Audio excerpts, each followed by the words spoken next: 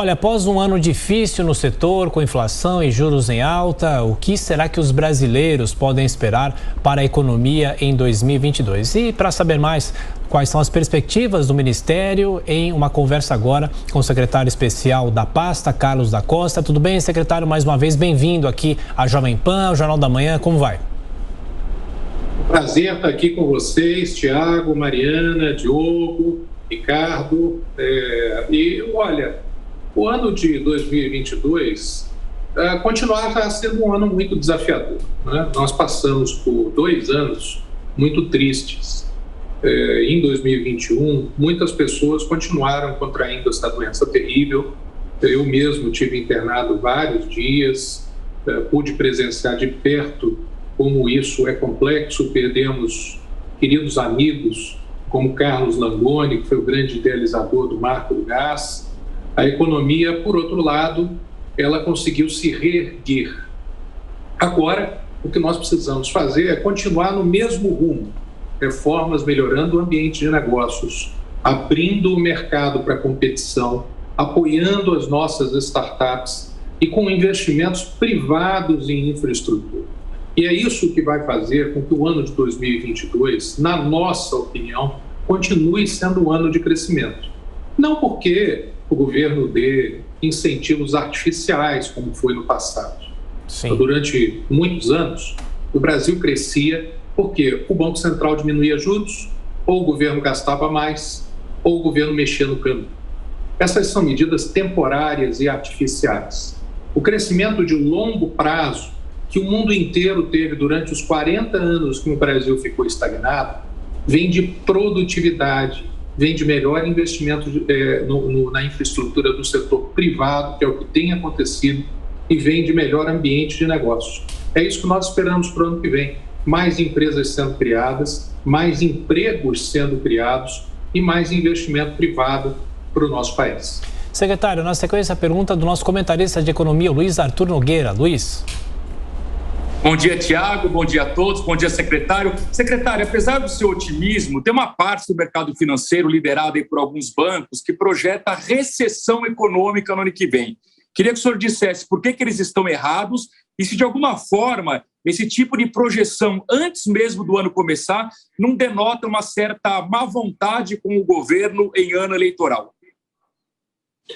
Olha, o mercado financeiro, ele é viciado no passado. Por mais que eles digam, muitas vezes nos prospectos, de que o passado, o que aconteceu, não é garantia do futuro, eles sempre usam o passado como fonte de projeção para o que vai acontecer no futuro. E por isso que os modelos usados no mercado, aqui eu vou precisar ser um pouquinho técnico, eles são do lado da demanda. Porque foi isso o que fez com que, às vezes, o PIB crescesse e, às vezes, o PIB caísse no Brasil. Eles são identificados, os modelos, as fontes de crescimento, com base no que aconteceu ao longo dos últimos 40 anos. E nesse período de estagnação, de um Estado monstruoso, de um Banco Central que exagerava nas taxas de juros, ao longo desse período, o que fazia com que, às vezes, o Brasil crescesse, em voo de galinha sempre, e às vezes o país entrasse em recessão, eram esses fatores macroeconômicos. Então, quando você queria que o país crescesse, o que era feito? Baixa a taxa de juros, aumenta crédito público, injeta dinheiro do governo na economia. Esses modelos dos bancos, eles foram criados ao longo desses 40 anos. Aí, quando eles olham no ano que vem, veem, bom, os juros vão ter que ficar um pouco altos, porque senão a inflação vai continuar alta. O câmbio vai ficar mais ou menos no mesmo patamar, talvez se valorize um pouco. O governo, como vocês sabem, apesar de todas as pressões, nós trabalhamos dia e noite para manter o equilíbrio fiscal. Logo, o PIB deve ficar estável. Eles não entenderam ainda que nós estamos num novo Brasil.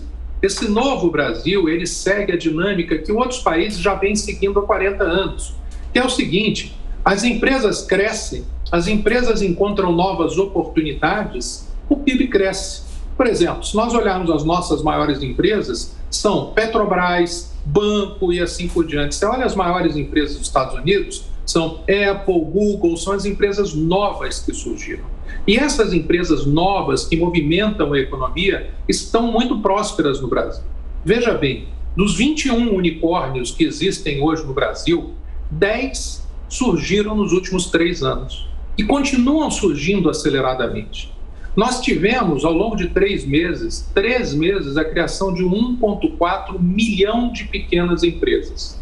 Essa é a economia que está se reerguendo. É uma nova economia que está enfrentando os desafios que o mundo inteiro está enfrentando, com cadeias de suprimento entupidas, falta de containers e assim por diante, altos preços de commodities, mas será um ano ainda desafiador, até por conta desses desajustes nas ofertas de produtos internacionais.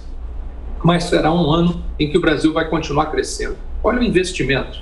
Qual é? O investimento vem crescendo e alcançando volumes no Brasil que há muitas décadas não se vê. Por que os empresários têm investido? Porque eles acreditam que nós vamos crescer. Não será um ano de crescimento explosivo, até por conta dos problemas internacionais, mas ainda assim será um ano de crescimento e retomada do emprego. Sim, secretário, agora a pergunta é do nosso comentarista Diogo Schelp. Secretário, bom dia. Secretário, recentemente um site publicou a notícia de que empresas das quais o senhor é sócio devem à União 1,3 milhão de reais. Dever não é pecado, obviamente, mas não causa certo constrangimento o senhor, como secretário especial do Ministério da Economia, ser sócio de empresas que têm dívidas tão grandes com a União, inclusive dívidas previdenciárias? Olha, são dívidas que foram acumuladas durante o período de dificuldade que o Brasil inteiro sofreu. Eu sou um das milhões de empresas, eu tive que me afastar, inclusive, dessas empresas, os outros sócios que tocam essas empresas. Elas tiveram, porque são empresas de educação, e educação presencial. A receita foi a zero, porque, obviamente, fomos, inclusive, proibidos de dar aulas durante esse período. E eu, em nenhum momento, usei o meu cargo, nem nada disso, para beneficiá-las. Agora, esses sites quererem olhar se tem dívida, se não tem dívida, claro que tem dívida e vai ser paga. Eu acho que ter dívida não é pecado. Eu, inclusive, acho interessante a gente dedicar um tempo tão nobre aqui para falar de um assunto tão pequeno. Secretário Carlos da Costa, agora a pergunta é de Miguel Daúde. Miguel. Secretário, recentemente o Banco Central divulgou, uma revisão do relatório de inflação e o presidente do Banco Central, Roberto Campos, foi muito objetivo. Ele disse que as taxas de juros vão continuar altas, que está a inflação também num patamar acima de 2 dígitos, e ele mandou um recado firme para o governo. Ele falou que as taxas poderão aumentar caso as despesas do governo não parem. E, recentemente, nós estamos vendo na briga do orçamento a colocação de recursos para aumento de salário de funcionários públicos, que o ministro, há 2 dias, reconheceu ser indevido. Como é que o senhor vê isso? Essa expectativa, porque o senhor falou que o mercado trabalha muito com o passado, mas nós estamos vivendo nos últimos 6 meses uma expectativa do futuro muito negativa, porque, como o senhor bem colocou, a nossa economia não mudou absolutamente quase nada, O que mudou foi a expectativa do mercado financeiro em relação à capacidade do governo em manter os gastos e manter os investimentos para que o Brasil não entre num processo de estagflação, como o Luiz colocou. Como o senhor vê este cenário e quais as estratégias que o Ministério tem para contornar ou trazer uma expectativa mais positiva para o presente? Olha, é muito boa a sua pergunta, porque ela vai no âmago dos nossos maiores desafios para o ano que vem. Em primeiro lugar, nós temos que entender que a dinâmica de crescimento, eu queria voltar nesse tema, ela é hoje, como a gente chama em economia, do lado da oferta. Nós, por exemplo, ontem a cidade do Rio de Janeiro divulgou a sua Lei Municipal de Liberdade Econômica, que é uma consequência da nossa Lei de Liberdade Econômica, destravando investimentos de empresas de baixo risco em toda a cidade. Mas não é só o município do Rio de Janeiro, o Brasil inteiro está fazendo isso. Nós tivemos a Lei de Ambiente de Negócios, que causa uma transformação gigantesca na possibilidade das empresas fazerem negócios. Não é à toa que nós tivemos 1,4 milhão de novas empresas em apenas 3 meses. O Pronamp continua um sucesso. Nós já levamos à economia 62 bilhões de reais para micro e pequenas empresas e muitas dessas investiram em expansão. Agora, o mundo inteiro tem um problema de inflação. Inclusive, o aumento de inflação no Brasil ele foi menor do que a média internacional. Agora, o presidente do Banco Central, meu amigo Roberto Campos, com toda a sua prudência, ele deu um alerta. Nós não podemos descuidar do lado fiscal. E é isso que nós estamos fazendo. A projeção dos nossos colegas aqui do Tesouro Nacional é de que o nosso déficit ficará em apenas 1% esse ano. Isso é uma das maiores reversões do mundo. O mundo continua com déficit nas contas públicas porque a pandemia ainda não acabou 100%. Ainda precisamos socorrer. E mesmo depois, quando a pandemia já está acabando, existe um rescaldo, existe um luto, existem empresas que estão endividadas, com milhões de empresas brasileiras e não podem ser acusadas como se fossem criminosos. Pelo contrário, são sofredores de uma guerra. Nós todos passamos por uma guerra e nós precisamos continuar ajudando essas empresas. Não é um momento como qualquer outro.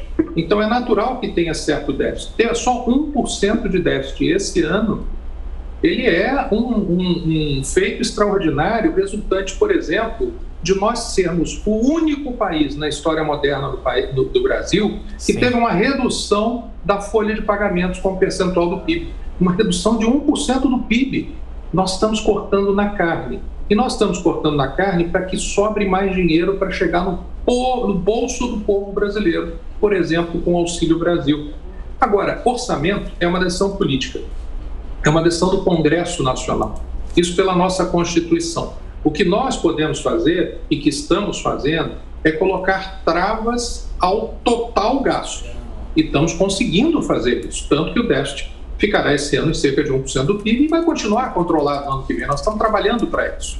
Agora, se é alocado em A, B ou C, é uma decisão legítima dos 513 deputados e 71 senadores eleitos pelos nossos brasileiros. Eles estão lá de maneira legítima, representando os nossos milhões de brasileiros. Nós temos que respeitar. O que nós temos que trabalhar é para que o total esteja dentro do que é esperado e estará dentro do esperado. A inflação já está caindo. Vocês viram que o IPCA já veio bem mais sob controle assim mesmo, vai continuar sob controle.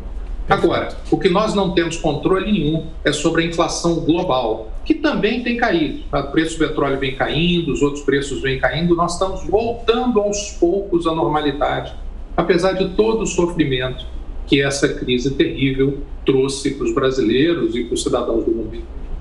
Secretário especial do Ministério da Economia, Carlos da Costa. Mais uma vez, secretário, obrigado pela atenção, pela gentileza. Eu sei que o senhor está até de saída do cargo.